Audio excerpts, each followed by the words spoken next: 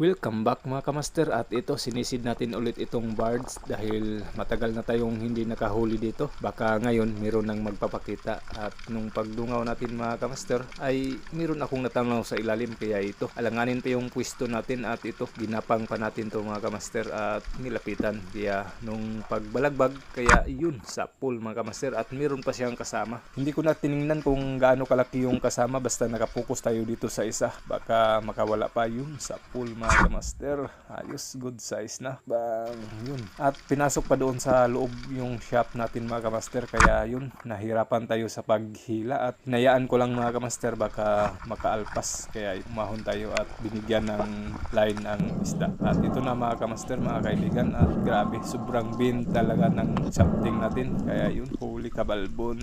Salamat, thank you Lord, at nakahuli din tayo sa wakas dahil ilang bisis na tayong pabalik-balik dito at matagal tayong nakakita ng isda. Buti na lang sa ngayon ay nagpapakita sila ulit, kaya yan, malaking gising, thank you Lord.